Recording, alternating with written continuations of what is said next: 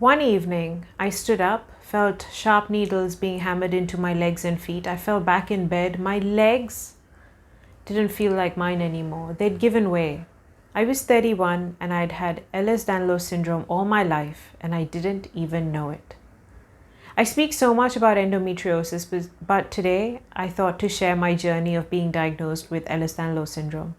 Please remember that this is obviously my personal account and I'm in no way providing any medical advice because I'm not a medical professional, so please seek a specialist for your case. So it was October 2015 and my fingers started hurting. Nothing else hurt but my fingers. I couldn't use a pair of scissors. I tried. Soon, my lower back felt the pain. I decided to check my temperature and I saw that I had a fever, yet I didn't feel it. So I went to the GP as I started to believe that all this wasn't some regular viral. He ordered the standard blood tests for typhoid, malaria, dengue, and chikungunya. All of them were negative.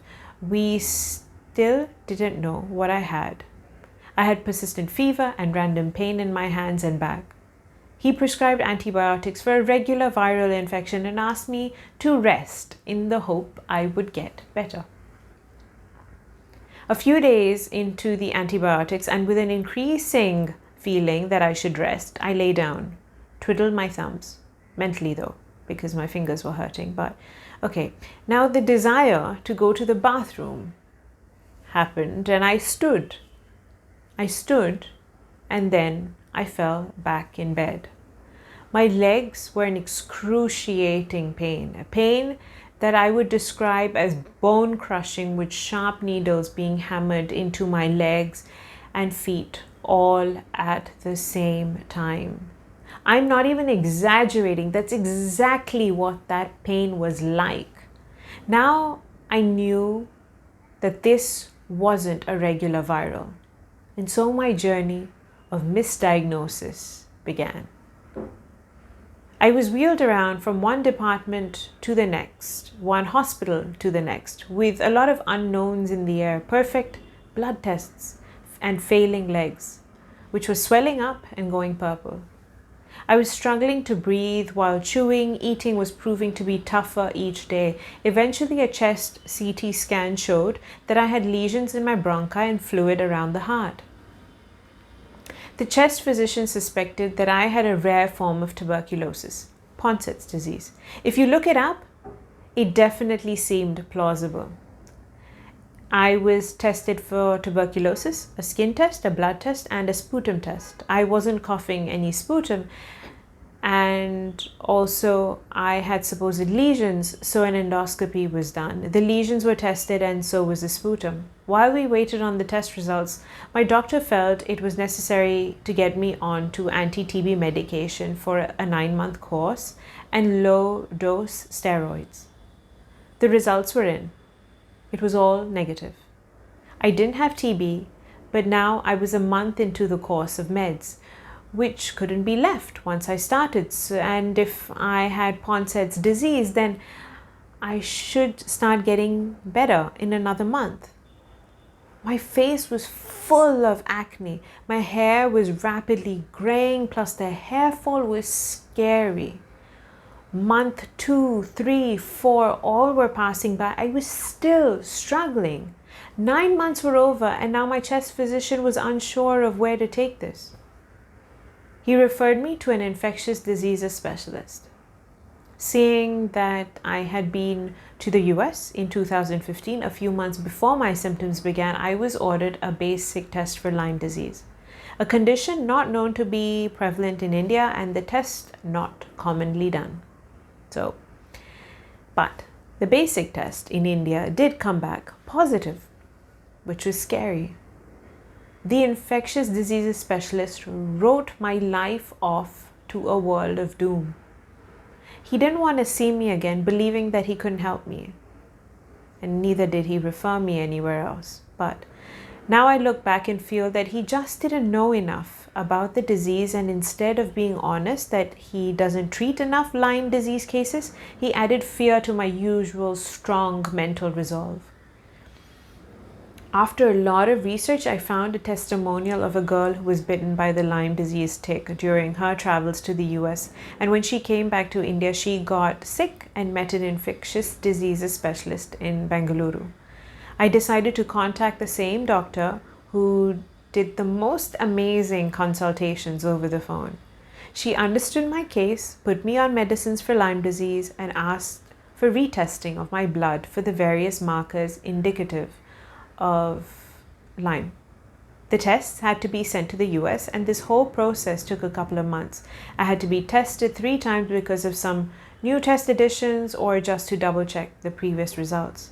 In the meantime, Lyme disease medicines were throwing me into a further slump. I have no idea how many with Lyme take those medicines. You don't feel like yourself anymore. I was at my worst, unable to do the little I could do before. I got so bad that my neck couldn't hold the weight of my head. The final blood test results were in. I didn't have Lyme disease. Yes, that's right. I did not have Lyme disease. Now, my Lyme disease doctor couldn't do much more for me, but it was March 2017 now, and still no diagnosis. So this doctor advised me to see a rheumatologist. Now, when I initially got sick in October 2015, I had seen a rheumatologist who was struggling to figure out the reason for my symptoms and the strange contortions of my feet. I was tested for at least 12 to 15 medical conditions, but all were negative. And then with my chest physician being so confident of me having Ponson's disease, I never went back to my rheumatologist. 18 months after my initial symptoms, new issues had emerged. I was constantly dizzy or feeling like I was regularly riding over speed bumps, along with the fever, which hadn't gone since that very first day in October 2015 until today. Over 5 years on, I still go through fever every single day. The rheumatologist reevaluated me right from the beginning, checking my skin, my feet, and shins where my pain were the most. Something about my history, the state of my legs, how I was struggling to walk, my movements, and my varying blood pressure based on whether I was lying down, sitting, or standing, somehow that day, all of this made her believe I had Hypermobile Ehlers-Danlos Syndrome with an autonomic dysfunction, POTS, Postural Orthostatic Tachycardia Syndrome. I always get that wrong. She was so confident of her diagnosis, but still decided to take my file and discuss this with her group of doctors. I was told to see her after a couple of weeks. A couple of weeks later, she confirmed that her diagnosis of Hypermobile Ehlers-Danlos Syndrome was what she was sticking with. If you're based in Mumbai and wish to know my doctor's name and details, then do get in touch. I'll be happy to pass it on. But 18 months from October 2015 now, I finally had a diagnosis. In March 2017, on a trip to London, I went to the Hypermobility unit at St. John and St. Elizabeth Hospital. My history was re-looked at, and where I explained my entire 18-month ordeal all over again. My joints and skin were evaluated under the Beighton test. My blood pressure was taken while lying down, sitting, and standing. I received another confirmation of my diagnosis. I had hypermobile EDS with POTS. Ehlers-Danlos Syndrome, EDS, is a genetic connective tissue disorder in which there is a defect in the structure or processing of the protein collagen. Symptoms of hypermobile EDS can range from chronic joint and muscle pain, loose joints, skin fragility, scarring, slow healing, fatigue, osteoarthritis, and dislocations, amongst many other symptoms. As for POTS, according to the Cleveland Clinic, and I am going to quote them, Postural Orthostatic Tachycardia Syndrome, POTS, is a condition that affects circulation, blood flow. POTS is a form of orthostatic intolerance, the development of symptoms that come on when standing up from a reclining position and that may be relieved by sitting or lying back down. The primary symptom of an orthostatic intolerance is lightheadedness, fainting, and an uncomfortable rapid increase in heartbeat. People with POTS cannot coordinate the balancing act of blood vessel squeeze and heart rate response. This means the blood pressure cannot be kept steady and stable, unquote. Since receiving this diagnosis, I've had many multiple falls from POTS, had random rib slippage, jaw issues, multiple elbow subluxations, not to forget the persistent body pains, legs going through their own craziness. I now use walking sticks to help me, and my skin hurting, which I was eventually diagnosed with fibromyalgia. Here's the other one. It's been a maddening ride in which I have had to learn so much very quickly in order to help maintain my mental strength. Sorry, I just lost what I was saying there completely. But I was trying to get at is that it's been a maddening ride in which I have had to learn so much very quickly, yet trying to maintain my mental strength when I would struggle to chew and swallow my food. It was a steep learning curve, but today, these are the things that help me. 1, my team of doctors, my rheumatologist, my physiotherapist, my gynecologist, every single porter and nurse at the hospitals. Number 2, the treatments under the guidance of my physiotherapist, kinesiology, taping, building muscle strength, and aquatherapy. 3, my diet change, which, as you may know, I have a video on, which I'll link. I also have a link on my taping, which I'll link. Number 4, my walking sticks. They're the best. And number 5, and most importantly, the company of my family and friends. I don't know how they managed to cope with the helplessness of seeing me the way they did, yet keeping their humor alive to help me get through it all.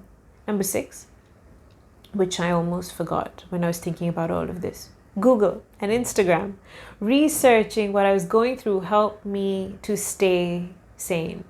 And reading how others were managing by reading their Instagram posts was incredibly eye-opening. It encouraged me to share my journey on Instagram, which is, if you're interested, my Insta handle is also @footprintsnoboundaries. But before I end, I want to share my learnings about Ehlers-Danlos Syndrome. There are 6 learnings. So the first, after reading up more about EDS, I have come to realize that when the 9-year-old flexible me who did gymnastics complained of knee pains which were dismissed as growing pains was actually a sign that I could be a hypermobile EDS patient. Just the fact that I was so bendy should have been sign enough when I complained of pains all throughout my life. But no, wasn't to be. It took for me to end up unable to stand and end up in a wheelchair for us to get there. So the learning here is, for doctors, don't be dismissive. Don't look for the easiest option. Look beyond, especially if your current treatment is failing.